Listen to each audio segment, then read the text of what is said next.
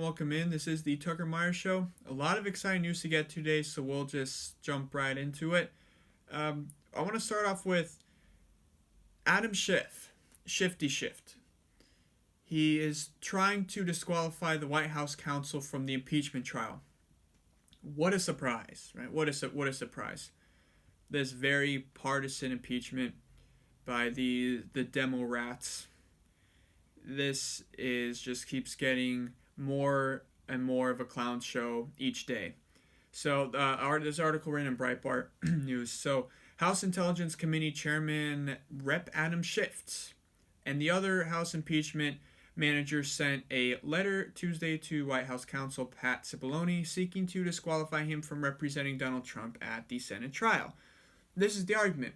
Because the articles of impeachment allege Trump committed obstruction of Congress by following legal advice to discipline subpoenas, the lawyer who advised him is a material fact witness. All right, so this is the letter argues that evidence indicates that at a minimum you have detailed knowledge of the facts regarding the first article and played an instrumental role in the conduct charged in the second article. The ethical rules generally preclude a lawyer from acting as an advocate at a trial in which he is likely also a necessary witness. So that's end quote. If Cipollone is to represent the president, Schiff and the Democrats argue he should have to disclose all facts and information to which you have first-hand knowledge that will be at issue in connection with evidence you present or arguments you make in your role as the president's legal advocate. So basically, in other words, Cipollone would have to violate attorney-client privilege and his duty of confidentiality to his client, effectively disqualifying him for participating. So now it says Democrats are in effect arguing that the president does not have the right to any legal counsel other than counsel who follows their instructions. An echo of Schiff's warning last year that any attempt to assert the president's rights would be considered evidence of obstruction. Wow. Now, here, ironically, Cipollone's trial memorandum Monday, responding to the White House's articles of impeachment, argued that Schiff himself is an, in fact, witness whose role made the entire House impeachment illegitimate. The memo argued the House's factual investigation was supervised by an interested fact witness, Chairman Schiff, who, after falsely denying it, admitted that his staff had been in contact with the whistleblower and had given him guidance. These three fundamental errors infected the underpinnings of this trial, and the Senate cannot constitutionally rely upon House Democrats' tainted record to reach any verdict other than acquittal. By Schiff's own logic, that's the end of the memorandum. By Schiff's own logic, he would have to be disqualified from prosecuting the case against the president since he may be a witness. The Senate trial begins Tuesday afternoon. Democrats have accused Senate Republicans of a cover-up by adopting an accelerated schedule for what they once called an urgent process. So, this continues to be more of a clown show, like I mentioned. For those of you who don't really know what's going about the whole background of the impeachment thing, which I know a lot of people don't, basically what happened is that so Joe Biden's former Vice President Joe Biden's son, Hunter Biden, was being investigated. His son, Hunter Biden, was kicked out of the Navy for failing a drug test. So his son was basically doing drugs in the Navy. And then what happened was he was appointed the CEO of a energy company called Burisma in Ukraine. And he was getting paid over $50,000 a month for it. And there was an investigator looking into Hunter Biden's case. And then Joe Biden, who was VP at the time, threatened to stop aid from Ukraine until they had the prosecutor fired, which they did. So then they were trying to impeach Trump for he was digging up dirt on his political opponent, which, there's many other political opponents right now in the Democratic Party against Trump, but they were trying to dig up dirt on Joe Biden. That's what the claim was. And if you look at the phone call transcript, it's nothing of the kind. I read the transcript myself, so it is nothing of the kind. And the Democrats want to impeach the president for, like I mentioned, abuse of power, which is a very, very vague charge, right? You can't really charge anything for that, and obstruction of Congress, which is ironically what the Democrats are doing. They're abusing their power throughout this whole impeachment, and they're obstructing Congress as well. So this is just a clown show. Basically, what they're impeaching him for is because Trump is winning. He's doing great things for America. The Democrats do not like to see that. They hate that. And they hate that America is doing well now. And what's the evidence that Democrats don't like seeing America do well? Well, just take a look at their districts and you will see. So that is it for this article, and that is just a clown show. A very partisan impeachment too. It is just beyond. It's just beyond me, and it makes the Democrats look dumb, and just like American politics look dumb. Like, what have the Democrats done since they regained control of the House? Nothing. Just doing sham investigations into the president. But they're not working. They're not working with the Senate. They're not working with the president. They keep declining and voting against, blocking bills that the president wants to pass to help the country. The Democrats, man, are just insane. They really are. But the media mom does a great job of covering this stuff up. Man. And it's just sad, honestly, now that we've become so divided politically. Why can't it be like, the 60s and the 50s and 60s when we were actually working together very, very well? Well, I don't know what happened. It's just the Democrats are just beyond me, and they are very corrupt. Democrats are all a part of the swamp, the deep state, the corrupt deep state. And Trump is exposing them, and the Democrats do not like that either. All right, so that leads us on to our next topic. So there's a caravan of Honduras migrants, and they are pushing into Mexico, and there's photos of them throwing rocks at the Mexico National Guard. So it says, a group of mostly Honduran caravan migrants began throwing rocks at Mexican security forces as they attempted to illegally cross the border from Guatemala on Monday.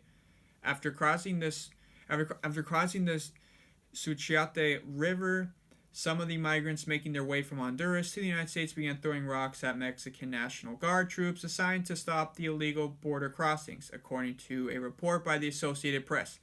The apparent assaults came as Mexican authorities attempted to control the flow of migrants. Quote, you have two options. You go back to Guatemalan territory or you come with us, Mexican guardsmen told the migrants who illegally crossed the river. Authorities told the migrants they could become regularized if they come with the guardsmen to processing centers. Mexico told the migrant they were free to enter Mexico as long as they registered and applied for work in southern Mexico. The Mexican government repeated its position that the migrants would not be given free passage to the United States. And I like to mention that this is like the part of the safe third country agreement that Donald Trump signed with Mexico and Guatemala. This is very, very good.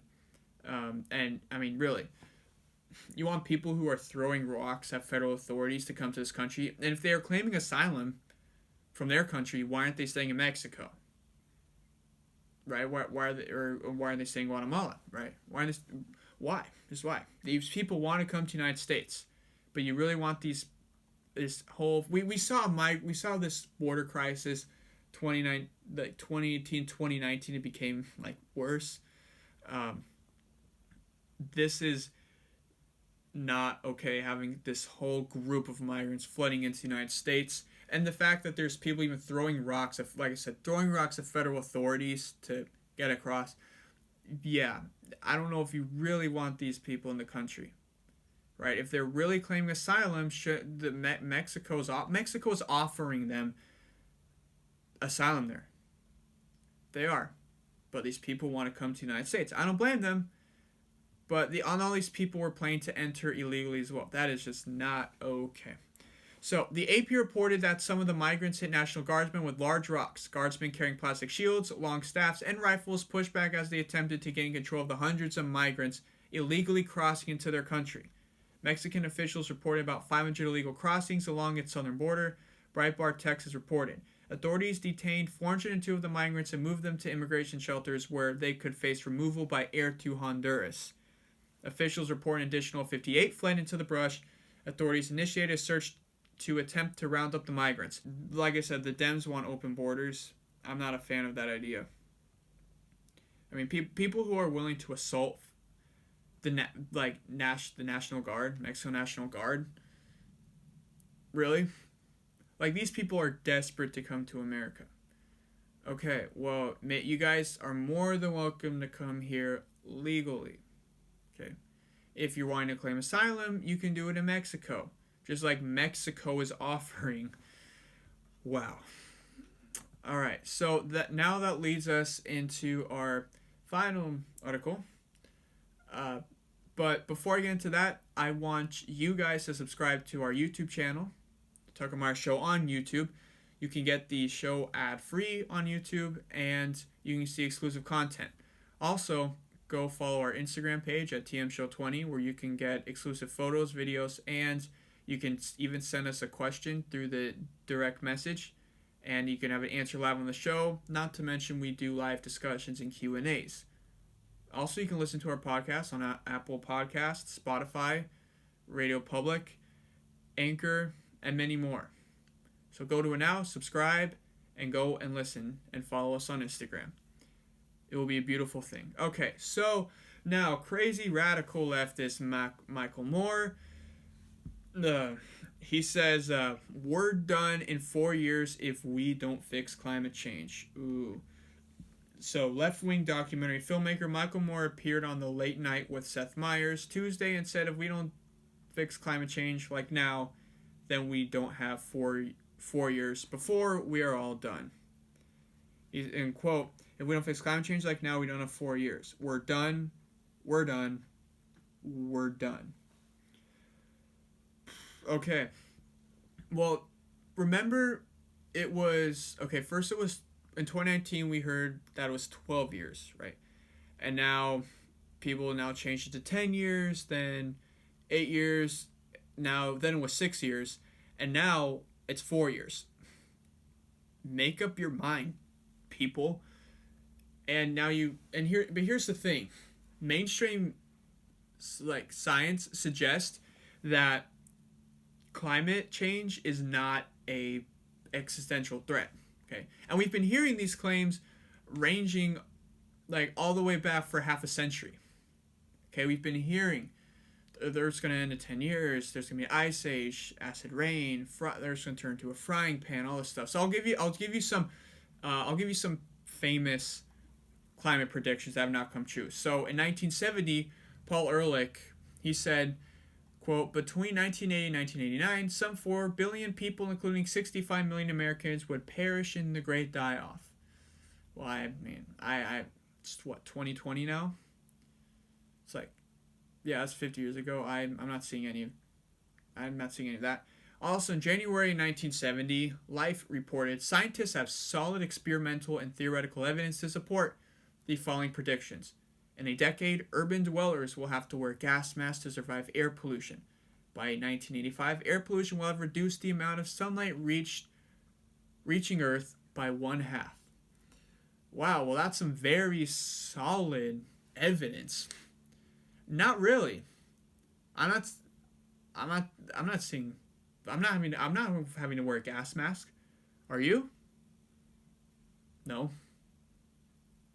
The heck? Alright, now, in 2006, Al Gore himself said humans may only have 10 years left to save the planet from turning into a total frying pan. Okay, well, it's 2020 now, and that was supposed to happen in about 2016. I'm not seeing the Earth in a total frying pan. I mean, was a year or two ago, we had record cold temperatures in the East Coast. No, Chicago, New York, to name a few. I mean, remember, we were seeing anywhere from -40 to -70 degrees. Yeah, that's a total frying pan. And then in 2019, AOC, the world is going to end in 12 years if we don't address climate change. Yeah, it's a threat. Yeah. Okay. Well, no, no. And the people who actually believe this, do do some research, because I know there's a lot of people who are freaked out and scared about this, but there's no need to be. And I know that 2020 Dems right now saying you're gonna die in 10 years if we don't do anything because of climate change. Vote for us and vote for a $94 trillion Green New Deal. Okay, $94 trillion. But apparently, they basically vote for us and we're going to solve the weather. We're going to change the weather for you guys. Yeah. Are you really? Well, here's the thing. There was also we kind of saw this when Donald Trump revoked when we withdrew from the Paris Climate Agreement or Paris Climate Accords, right? Well, the thing is that people were freaking out. Donald Trump's gonna kill us. Oh my gosh, he withdrew from this thing is supposed to end climate change. Well, when Obama's own EPA said it wouldn't even affect climate change, and the thing is with that bill, it was terrible economically. I mean, if over the next 10 years, if we were still in that bill, energy bills would have gone up 20 to 30%, and we would have seen 400,000 jobs been lost due to this Paris Climate Accord. And not to mention, it would cost $1.3 trillion every year. So over the next century, it cost over $100 trillion for this bill. And President Obama said, "Oh, make the planet 2 degrees cooler for our grandchildren." Okay, well, you want to know something? After we withdrew from the Paris Climate Accords, we saw climate emissions decrease over 2%. Now, and you realize that the U.S. emissions climate emissions are actually going down. They've actually decreased 19.7% since 2011. Okay, but the Democratic politicians are saying the United States must take a stance on this, and then do it for the rest of the world. Okay, well, so this is from the EPA acting director Andrew Wheeler himself said, quote, "Thanks to President Trump's regulatory reform agenda, the economy is booming, energy production is surging, and we are reducing greenhouse gas emissions from major industrial sources. These achievements flow largely from technological breakthroughs in the private sector, not the heavy hand of government. The Trump administration has proven that federal regulations are not necessary to drive CO2 reductions. While many around the world are talking about reducing greenhouse gases, the U.S. continues to deliver, and today's report is further evidence of our action-oriented approach." Now, so here's some key findings. Reported total greenhouse gas emissions declined by 2.7% since 2016. Reported emissions from large power plants declined 4.5% since 2016 and 19.7% since 2011, like I mentioned. This is the seventh year of full data collection for most sectors under the program, and more than 8,000 large facilities reported 2017 greenhouse gases emissions to the EPA. President Trump's regulatory reform agenda is spurring continued innovation in the energy sector. Under the proposed Affordable Clean Energy Rule, carbon dioxide emissions from the U.S. power sector would continue to decline, with a decrease projected of 34% below 2005 levels. This is actually very good.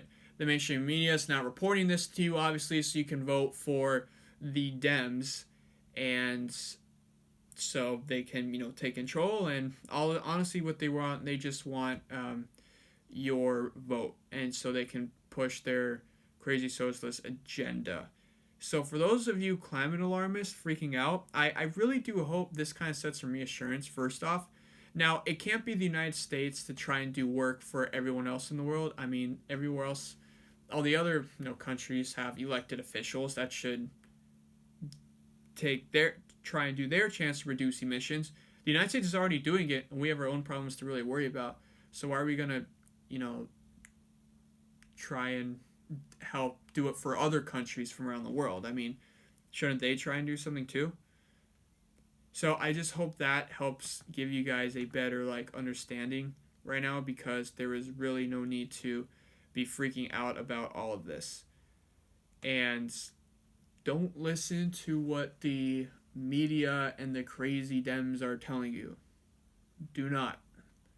Do your own research. Honestly. So that is all we have time for today.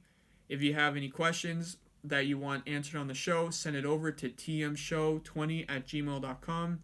That's TMSHOW20, or send us a message on Instagram, and I'll be more than happy to answer it for you on the show this Friday. So anyways, that's all we have time for. Thanks for listening in. I'm Tucker Meyer, and this is the Tucker Meyer Show.